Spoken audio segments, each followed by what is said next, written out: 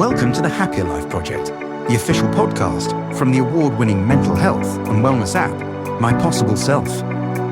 Hosted by broadcaster and journalist Gabby Sanderson. Research shows that for many, the festive period is actually one of the hardest times of the year. The holiday season is sold to us as warm, joyful, and deeply connected.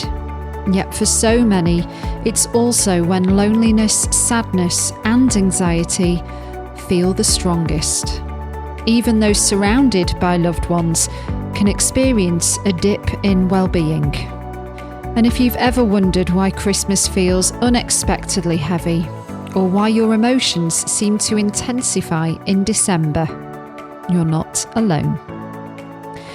A 2018 UK study revealed that 17% of people feel more lonely over the festive period. And because I care about those of you listening right now who might be feeling this way, I wanted to gently offer an episode on the subject of loneliness. We all know what loneliness feels like, and feeling lonely from time to time is completely normal. But severe or long-lasting loneliness is something else entirely. Research has shown it poses the same health risk as smoking 15 cigarettes a day and can reduce life expectancy by 25 to 30%. Chronic loneliness has been linked to depression, anxiety, and even cognitive decline. Addressing loneliness is crucial, not just for our personal well-being, but for building healthier, more resilient communities. And that's why I'm bringing back a conversation that I recorded at least 18 months ago, one that remains just as important, if not more so, today. And that's with Dr. Richard Pyle, a GP specialising in lifestyle medicine and cardiology, an author, TEDx speaker, podcaster, mentor and coach who works tirelessly promoting the message that we must address this loneliness epidemic. In this episode, you will hear some shocking facts about the impact of severe loneliness and why it's something none of us should ignore. You'll learn about the root causes of loneliness, the double-edged sword of technology, and how reaching out to someone who might be struggling doesn't just help them, it helps us too. And as we step into the festive season, a time that can feel joyful for some but painfully lonely for others, I invite you to take one small action. Reach out to someone who might be finding this time of year difficult.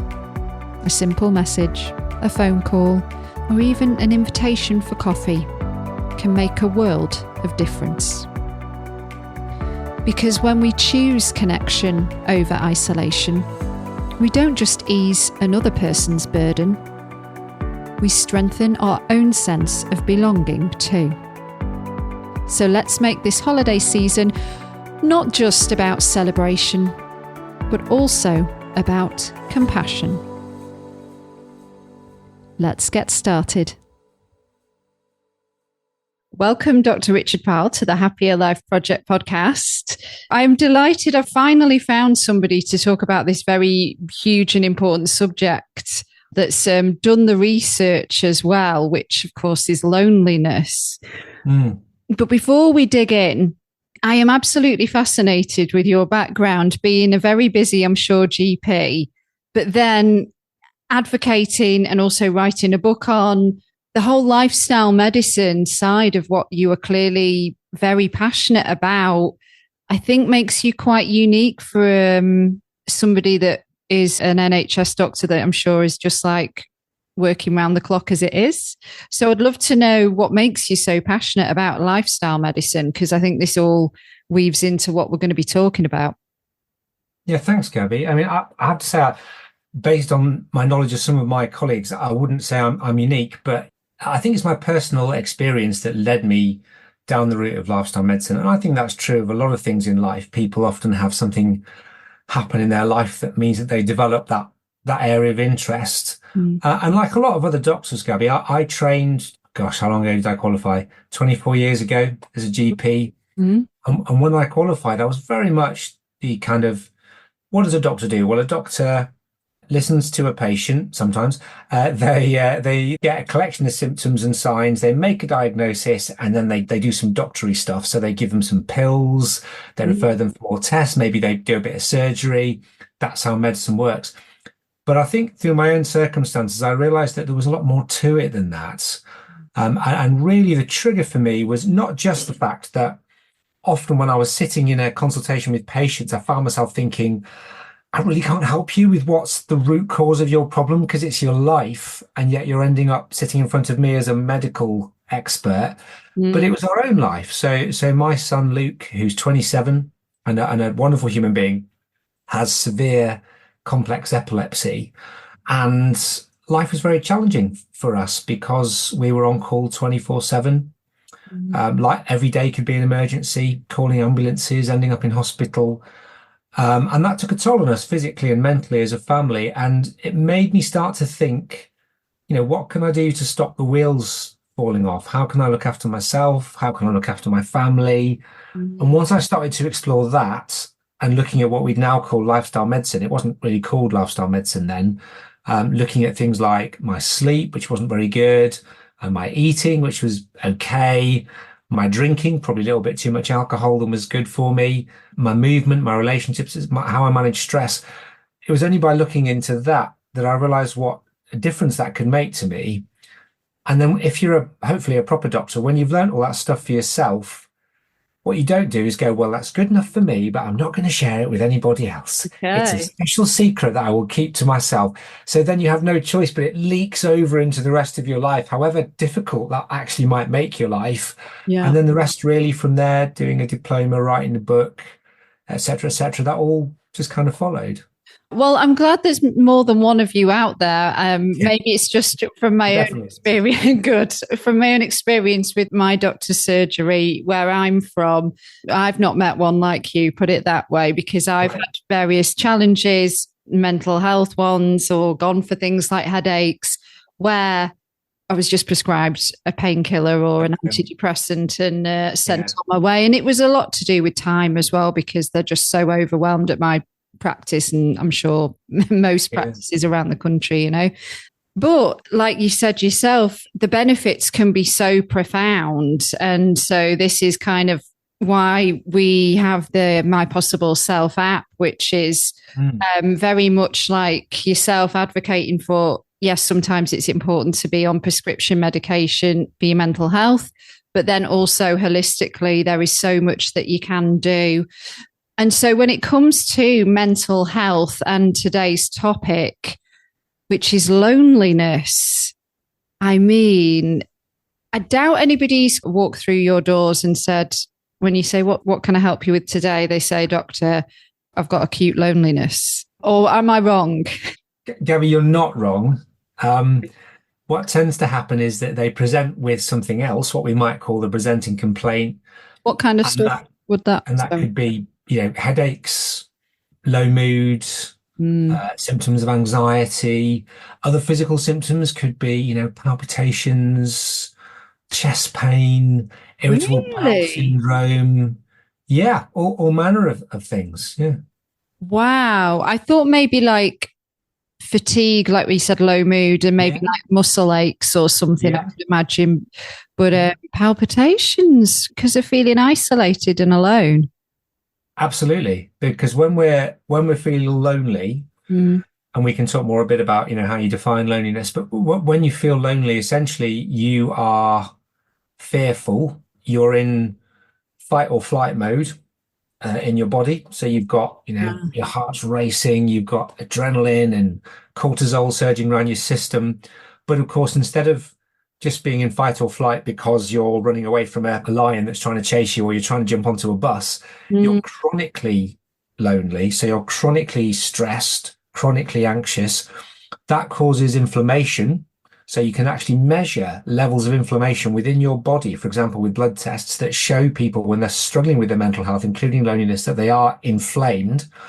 And then it's that inflammation which causes many, many of the common symptoms. So people don't always appreciate that link between the physical and the Yeah. mental, that they are completely joined. And the idea that you can somehow say these symptoms occur above the neck and these symptoms occur below it and never the two shall meet is Mm. something that we've all been guilty of, doctors and patients over the years, but increasingly it's understood that's not the case. So everything is connected.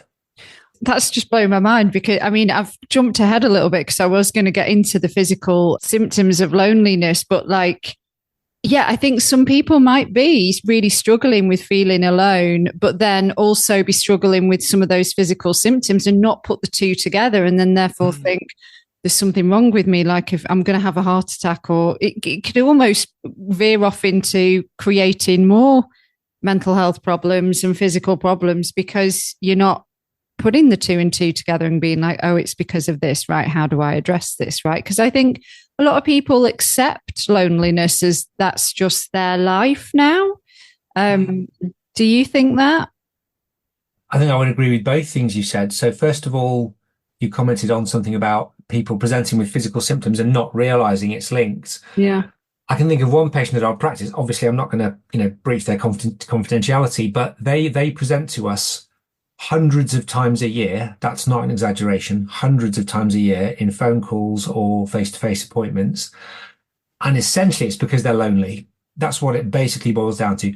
They've got some other health issues, but it's primarily loneliness. And if a person can understand that, you can start to have a really good conversation. What's extra tricky is when someone doesn't get that. And the best thing you can hope for is that you start the conversation. So maybe they begin to understand it. And then you might lead on to a slightly richer conversation. It's difficult when the person in question says, and I recommend the use of a social prescriber. We can always talk about what they are. They look at me suspiciously and say, you telling me that I'm wasting your time, Dr. Pyle? And I'm thinking, I'm not going to nod my head. So yes, people may not be aware of it, but then yes, the loneliness can, I guess, make everything worse as well. Yeah. I'm going to backpedal a little bit because I did want to kind of define loneliness. And I pulled this from the dictionary definition.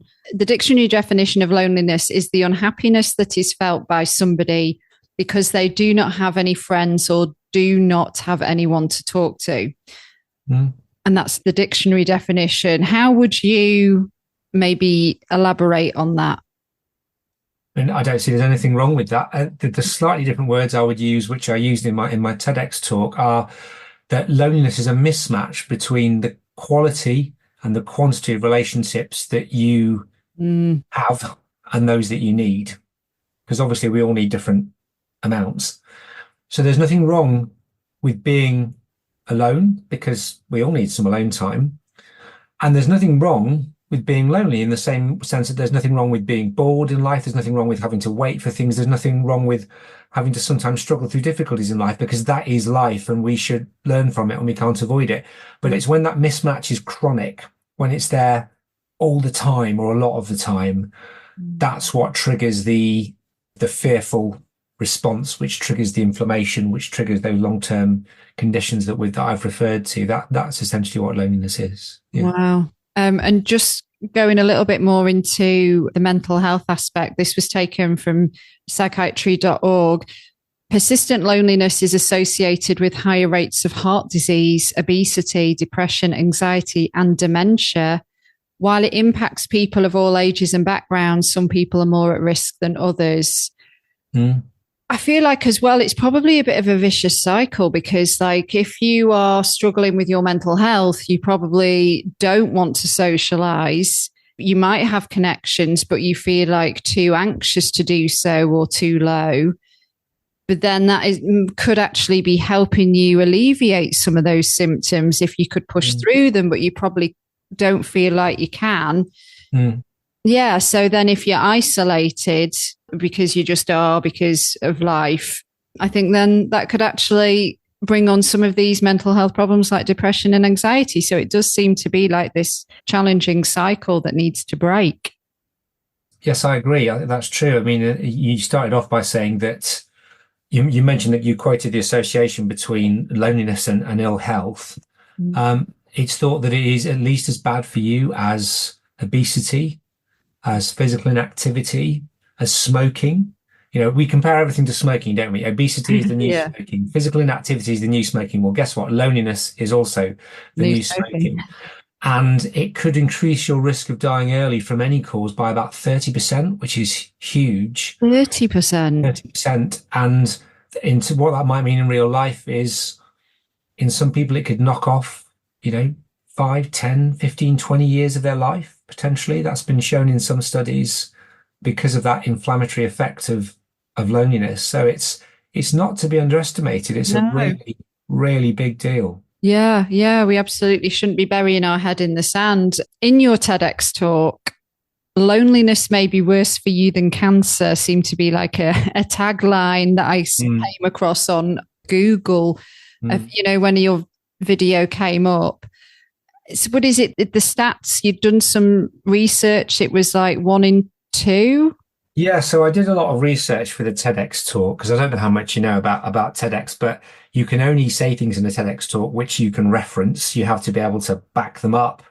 You're not allowed to spout nonsense for 12 minutes or however long it is. So I already had a bit of an idea, but then I went away and did a bit more research in the prep. One of the stats that I quote in the talk are roughly from memory that your chance of being affected by cancer in your lifetime is about 1 in 2.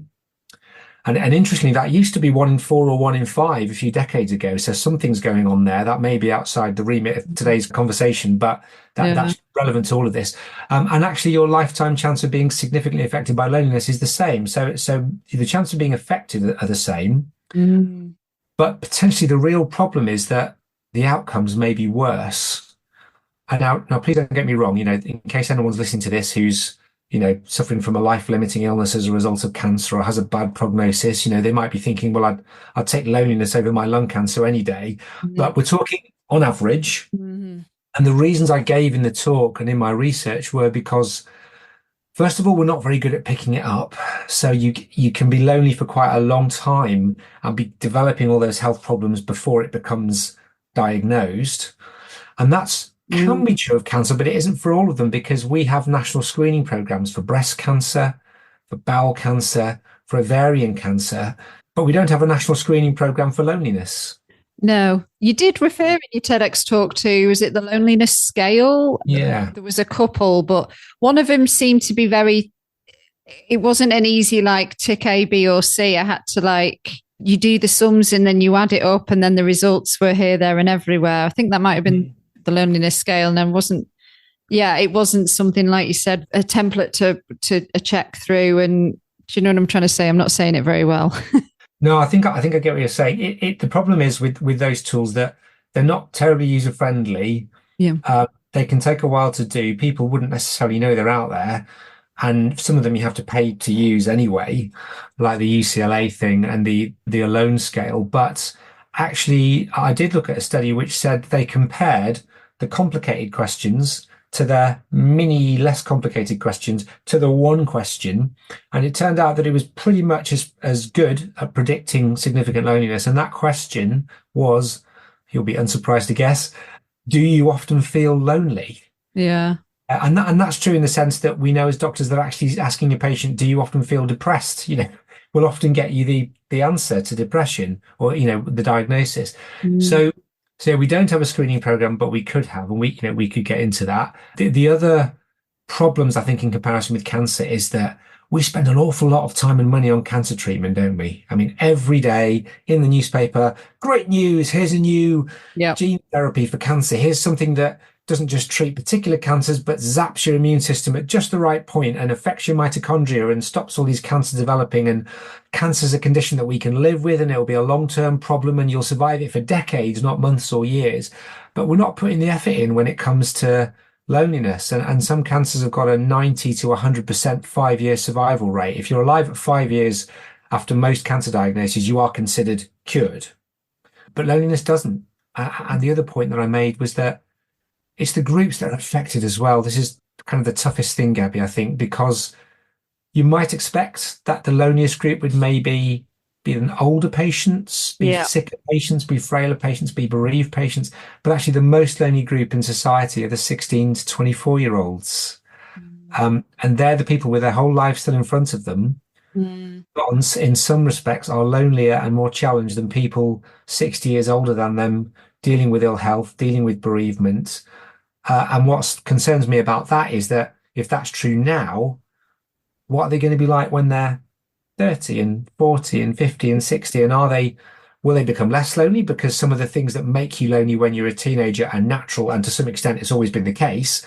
Or will they become more unwell because they've been lonelier for longer in younger life, and therefore they develop all these long-term conditions and the inflammation I've talked about? So that's why loneliness, I believe, can be worse for you than cancer. Yeah, well, and I would wager at least 50% of our listeners will be in that age demographic that you just referenced. So we are going to get into some what can we do to help manage this or to alleviate it, I suppose.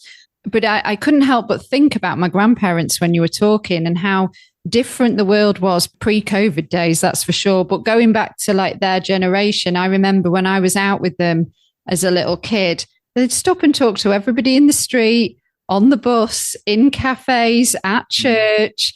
It was like everybody was somebody they knew, even if they weren't.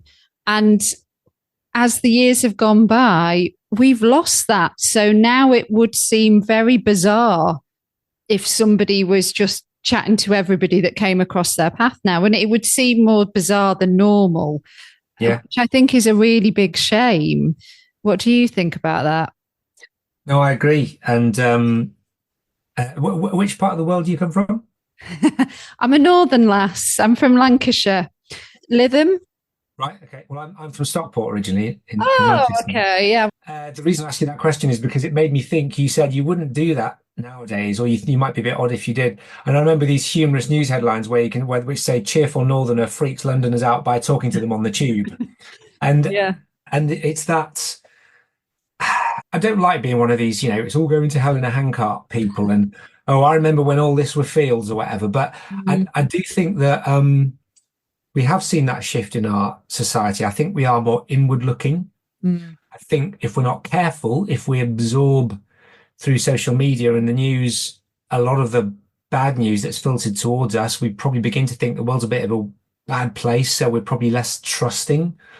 We might be, more concerned about reaching out to other people or having conversations with people that we don't know. And we're living lives which you don't need to physically connect with people to get stuff done, do you? To get That's your true. shopping, to get your work done, to socialize to some extent. Now, I believe you do need that because I think our brains are not fooled by that and they absolutely know the difference. But you can choose to conduct your relationships like that. And I think that is absolutely to our detriment. Yeah, even the simplest thing of like asking the time or for directions. We don't need to do that now because we just look at our phone. But I've got to quickly touch upon the pandemic because I do think that this is like heightened because of the way the world changed and pivoted. So many more people could work remotely, which certainly has its pros as well as the cons.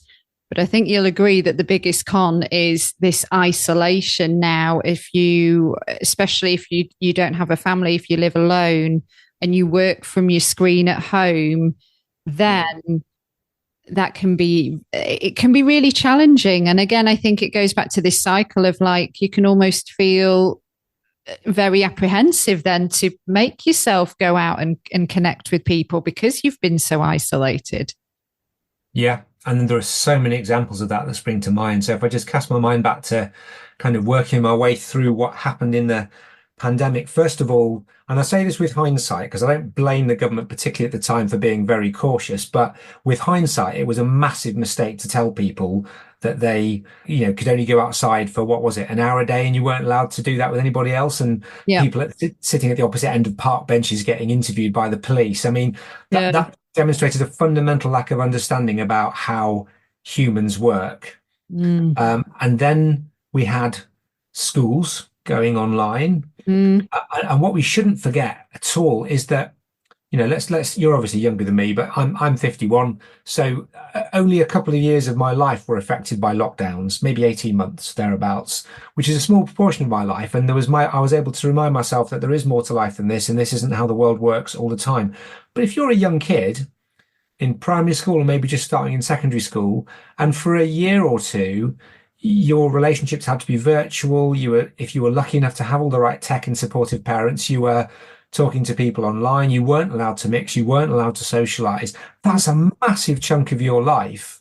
And in that time, your brain gets rewired because you learn to interact with people remotely and digitally, which both creates a problem in itself, because as I've said, our brains are not fooled by that. It's better than nothing, but they're not fooled by it. And then the other point you made was when you come to interact again, it can be difficult, and lots of people will manage that, but it can be daunting. And I remember being struck by my two kids who were living at home. I've got four kids, but only two were at home during the pandemic.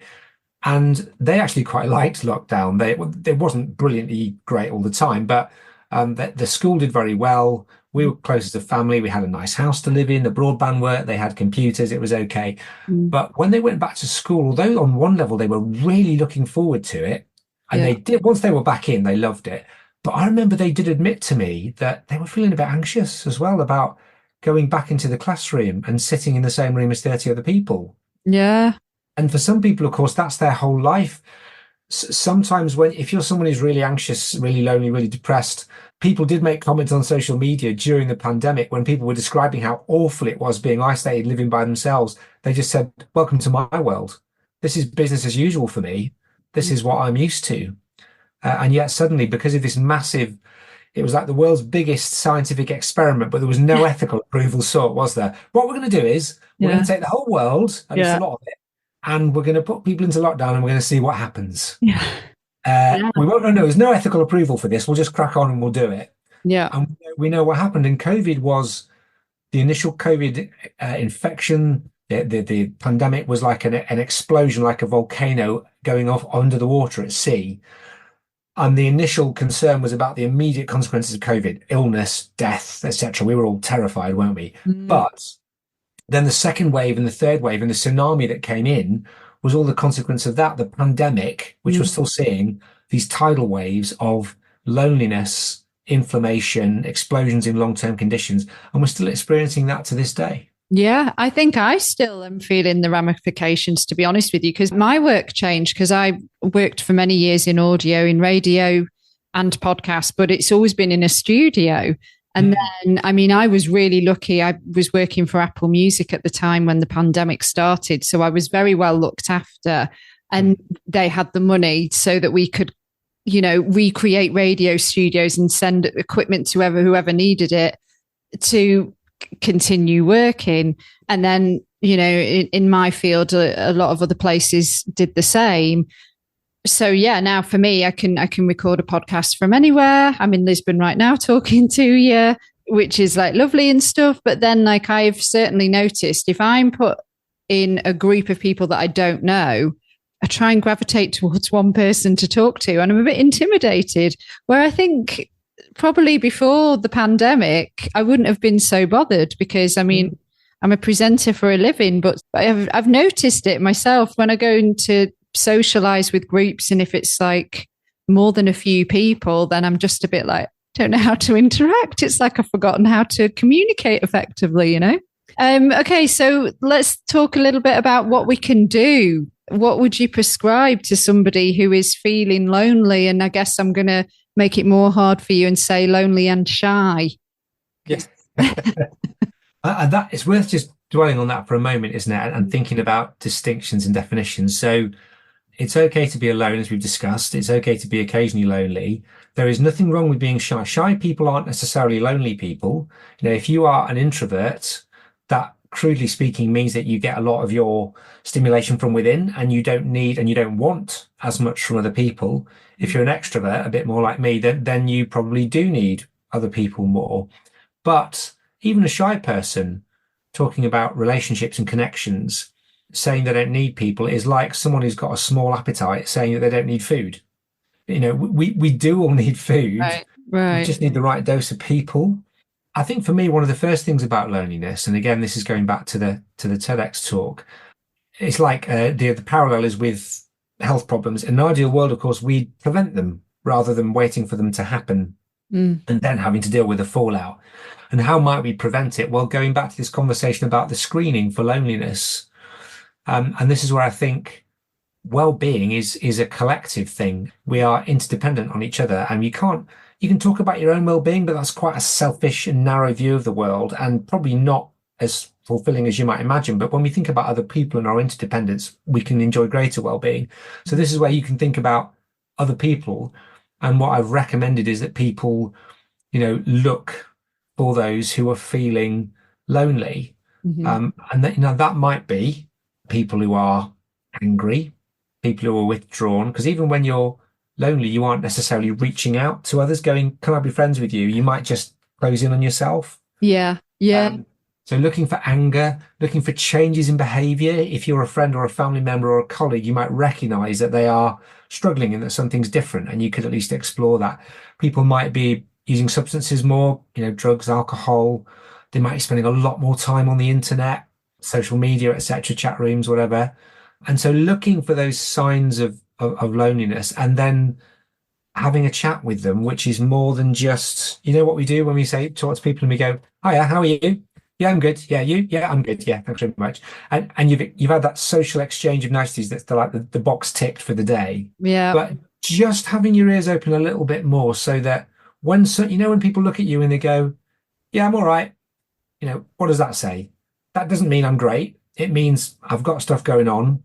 I'm not sure that I want to talk to you about it now. I'm also not sure that you're really interested in listening to it. Mm-hmm. And you can just pick up on that, and whether you've got the time in that moment, because actually you really were exchanging a nice tea and you're running to a meeting in 60 seconds, but you could still say, can we catch up later over a coffee, or, can we have a chance for a longer chat tomorrow, or, go out for a drink or whatever. And sometimes you have got that in the moment. Just listening to someone for 5 minutes talking about their life can actually, you shouldn't underestimate the difference that can make. So I think that screening approach involving, and as I say in the talk, looking for people who are lonely, listening to what they've got to say, and lending a hand if you can. I think that's part of it. You might be the solution. You could be the colleague or the family member or the partner that can really help them. But you might just be the person that starts the conversation and then helps them to think about where else they're going to go to get that support, the advice that they need, depending on the problem and what's isolating them. So there's that looking for people. In terms of what you can do for yourself, I just think it's really important to remember that, going back to the comment about the food and the not needing it, we do all need connections ultimately. We have evolved in tribes. People who are not in a tribe don't survive. That's how it works. Now, it doesn't need to be a big tribe. It could be a really little tribe, and we all need different doses of different people in different doses, but you do need to be in a tribe. As the quote says, no man, no person is an island. And so even if it's just thinking about one or two relationships, that can be the starting point. They could be relationships you already have that you are grateful for, or that maybe you need to work on or restore. They could be reaching out to someone. I don't know how you feel about this, but it can feel quite awkward reaching out to people. Yeah, I can feel a bit, if it's in person, when it's behind a device, it's not as bad, I think. But Right. I've actually just prescribed myself working from a co-work, which I've been doing for a couple of weeks. It's like a 10-minute walk from where I live, because I was thinking, this is getting ridiculous. Like, sometimes all I see is like a person on a screen all day. If I don't go shopping or whatever. And, you can do that online, right? As we already talked about. So I was like, okay, I need to improve my level of actual human connection. So I go to a co-work, and there's been a couple of times where I'm like thinking about chatting more to somebody, like getting a coffee or whatever. But again, it's just that awkwardness, which I never had before the pandemic. I think it's like the fear of rejection almost, and just over a simple 5-minute conversation. Like, they're going to think I'm weird. I totally get that. And one of the GP that I was appraising the other day, I do this job where I sort of have a yearly chat with people to check on sort of how they're doing in terms of their education and their well-being. She'd come to the same conclusion. Some of her roles were remote, and she decided that she was going to work with someone several days a week, because it just made it so much better. And I do get what you mean by the awkwardness, and I'm aware of that. But I think if we flip it round, if someone came up to you and said, do you want to grab a coffee? Yeah. you want to go out for dinner? How you doing? Are you free for a chat? Do you want to go for a walk? Most of the time, depending on the mood you're in, you probably wouldn't look at them and think, weirdo. Uh, and you might actually be quite flattered because that suggests that Yeah. they see something in you that they like, Yeah. or at the very least, that they look at you as someone who could potentially be able to support and help them. And we know that supporting and helping other people actually is good for our own mental well-being. So Mm. it can seem awkward. And I'm not suggesting that you walk up to people and just like you don't walk up to people and look them in the eye and go, do you often feel lonely? You don't necessarily walk up to people and go, do you want to be my friend? Ease into the Yeah. conversation, Yeah. Yeah. chat about whatever it is that's natural for you, the work you're doing, the weather, England's debatable performance in the Euros or whatever, start with that. Yeah. And just let humans be humans. These conversations tend to evolve. You'll get a feeling for whether this is someone that you're going to connect with. Mm.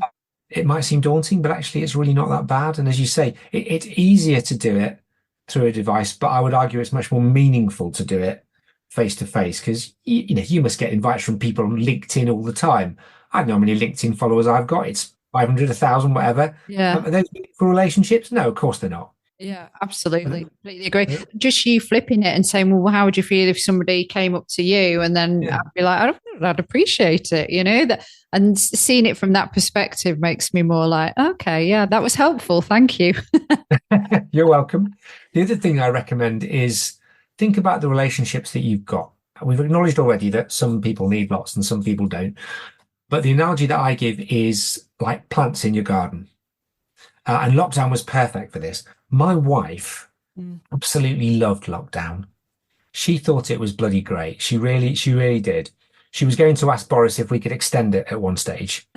And I say this semi-jokingly. The reason she liked it Yeah. was because it meant that she could end the relationships that were not helpful to her, but she had kept on going out of duty. Mm-hmm. And I think it's like that with relationships. And sometimes you want to plant a seed, like that person you say, do you want to go out for a coffee? Because you see something in them and you think, we could be friends, we could make a connection. You're actually a bit different from me. You could challenge me, you could enrich my life, I could enrich your life. That's a relationship you're planting and growing. You've got relationships that exist that you tend to because you want to keep them going, and maybe they need a bit of watering and pruning and love. And then there are relationships that are like weeds and you need to get rid of them.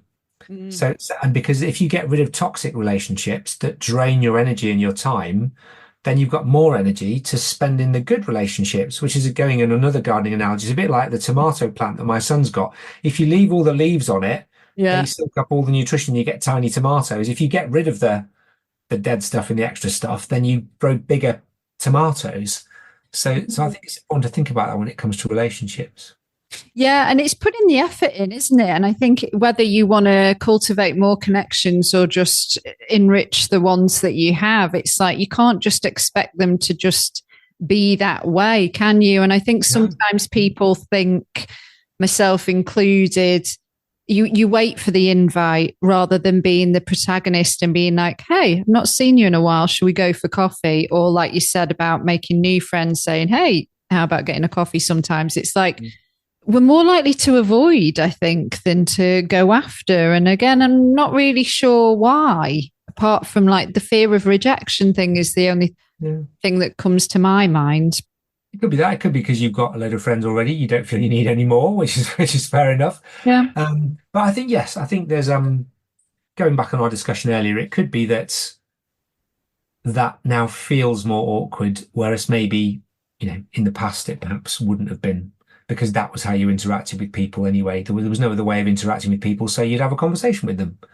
Whereas nowadays you've got the choice of just WhatsApping them or inviting them to follow you on LinkedIn, whereas actually choosing to take that step requires a bit more oomph. But it's generally rewarding. I'm of the opinion that very little in life that's rewarding and lasting and worthwhile comes to us easily and effortlessly. It's generally associated with making a bit of an effort.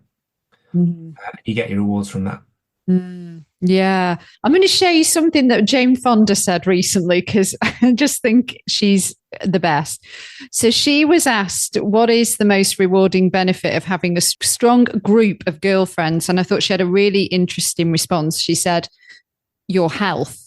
There was a study done by Harvard Medical School that said not having a group of female friends is as bad for your health as smoking. The smoking reference again.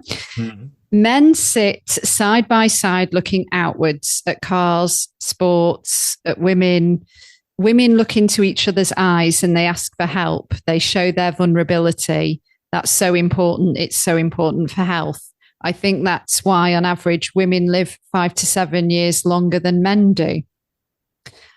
And I thought that was, a really interesting perspective from Jane Fonda, not just about friendships in general, but also that perhaps female friendships are deeper than male friendships. I think in the past, but I think that's changing now, isn't it? Men are being more open, talking about their feelings. Yeah. I mean, I'm quite comfortable with there being, broadly speaking, I don't want to get into stereotypes, but I'm quite comfortable with there being a difference between the sexes because, hey, that's how we've always been. But yeah, the culture does shift over time, doesn't it? Yeah. There's a lot more talk about men and mental health nowadays. Mm-hmm. I'm part of a group. We call ourselves, rather ironically, the Manly Men. We're not all that manly, to be honest, but we're the Manly Men. And we exist both on WhatsApp and in real life. And we're going away together this August. And we're going to go and stay in some lodges somewhere in Oxfordshire. And then we're going to do foot golf and a brewery tour. Men are better, I think, at having sideways conversations where you don't necessarily sit down, look at you in the eye and say, tell me what's really going on in your life. I could say that to my best friend. We could do that. That would be okay. Yeah. But with a lot of blokes, that's not quite so easy. But you have the sideways conversations, don't you, where you start by chatting about whatever. And, before you know it, you end up talking about other things. Mm-hmm. And the life expectancy gap is narrowing. So I wonder whether maybe, is Jane Fonda's right? Is that a reflection of the fact that we aren't quite as black and white as that now, and that men are getting a bit better at talking about how they're feeling? There's certainly a lot of, there's awareness, isn't there? There's a lot of footballers talking about mental health and men's feelings. Ironically, people like Vinnie Jones and that kind of thing. So, some musicians as well. Yeah. I wanted to share that with you because I thought, I'm not saying it's right or wrong, but I thought that was an interesting take. And I did want to throw in a question about finding purpose in our life as an antidote to feeling lonely.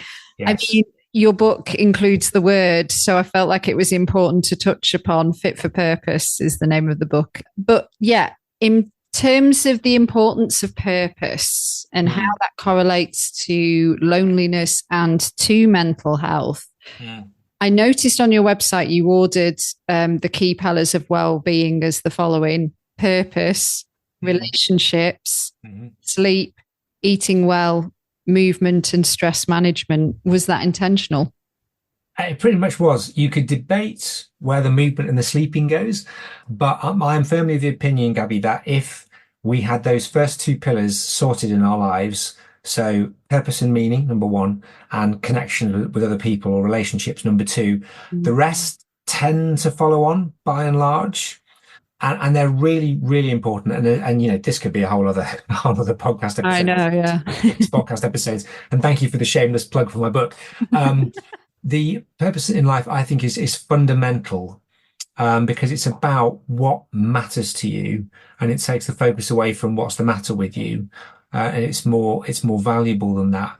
And I think it's quite connected with connections, as it were, because depending on what your values are and what the most important things are in your life, it's about how you do that is often intimately related to how you connect with other people. It could be your work is really important to you. It could be your family is really important to you. It could be hobbies or pastimes or volunteering that you do is really important to you. And most of those things require connecting with other people. And of course, if you share a purpose, then you don't just have an individual well-being, you've got an organizational well-being, whether it's a surgery or a company. And I talk to companies about these kind of things.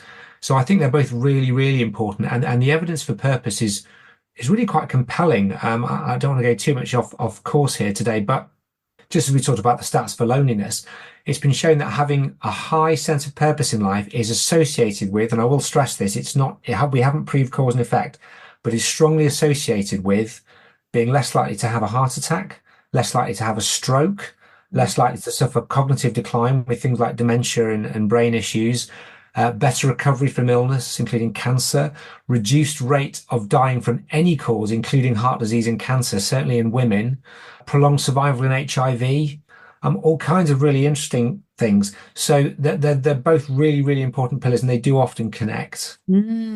How do you find it then if you're struggling with? Somebody asked me that question, what's your life purpose? And I went, I mean, it did kind of, yeah, it just a bit kind of came out of nowhere. But yeah, I think certainly again with our demographic of listeners, I do think they're struggling. And maybe it's because they think it needs to be something like quite grand and profound. Yeah. In a nutshell, I would say you don't need to have one big purpose in life, because that's like putting all your eggs into one basket. And if you drop the basket and break the eggs, then you're stuck, aren't you?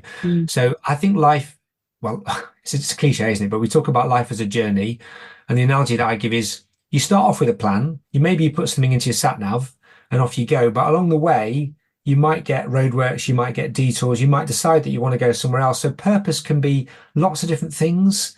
Yeah. There can be a family-related purpose. There can be a work-related purpose. You might be driven in various metrics of success or financial success, although that doesn't generally bring you too much happiness. And your purpose can change over time. So you don't need to have, oh my God, my purpose in life. How on earth do I even begin to address that? You could rephrase it. You could say, what matters to me in life? What really satisfies me? What brings me happiness? What can I do that helps other people or makes the world a better place? Think about it along those lines and give yourself enough time to think about it, because we often don't. I was doing a training course today, face to face, and I asked people about purpose, and I said, hands up who's given themselves time to think about what really matters to them in life in the last month. And in a group of 10 people, one hand went up.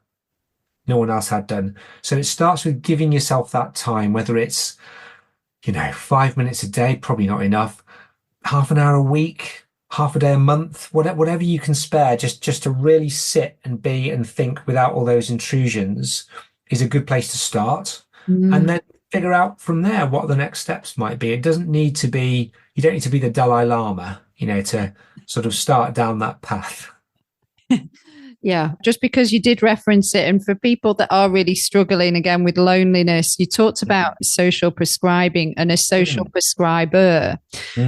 So for those who haven't come across the term before, what is a social prescriber? How do we access them? What do they do? Yes, I'm very glad you asked me that question, because I think it's a really helpful thing that a lot of people surprisingly are still not aware of. Certainly after I gave the talk, when it was live, the audience, we were chatting afterwards, a lot of them said, I've never heard of a social prescriber before. So there isn't really one neat dictionary definition, but a social prescriber essentially is someone who helps other people to figure out what does matter to them in life, what's important, and then helps them find ways of connecting to that in a meaningful way so that they can take more control over their lives and as a result benefit from better physical health, mental health and social health. And typically a social prescriber is somebody who's received some training in that area. They might have had various health and psychology or community project related or charity backgrounds, perhaps. They are employed all over the country. And in every GP surgery or every collection of GP surgeries known as a primary care network or PCN, there will be a social prescriber, because the government has paid for, the NHS has paid for social prescribing roles to help partly relieve some of the stress on general practice, so that people have got someone to talk to when they're lonely who's not their GP, who is very ill equipped to help them. So they're all over the country. They're free. You can be referred to them. You can self-refer to them. They'll have social prescribers in various voluntary organisations as well. So you don't need to necessarily go to your GP surgery to get a social prescriber's appointment. Right. And they're someone who's got longer to talk to you. So they might have half an hour or an hour to sit down and talk with you. Your GP's got less than 10 minutes. So it's, quite a contrast there.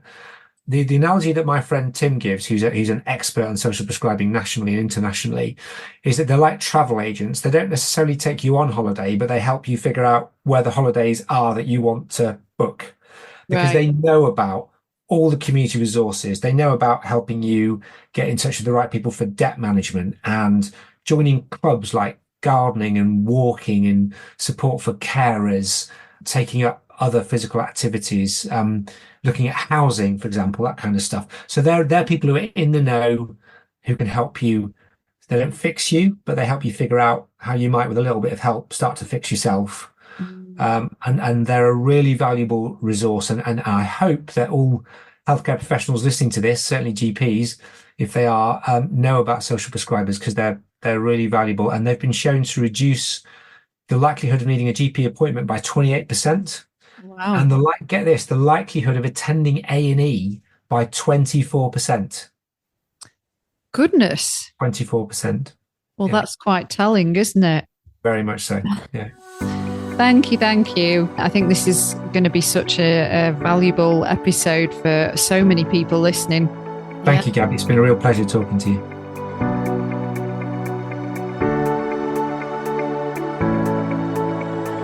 Hello friends, it's Gabby back with you.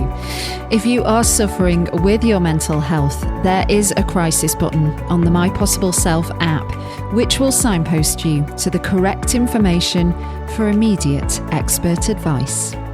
Those of you who are listening on one of the podcast platforms, the My Possible Self app is completely free to download. You can access all of the content, so you don't need to worry about it costing you anything. If you found this episode helpful, please do subscribe and leave a review and share it with your friends. And to find and follow us on social media, we are most active on Instagram, and you can find us at My Possible Self. And I've been at Radio Gabby.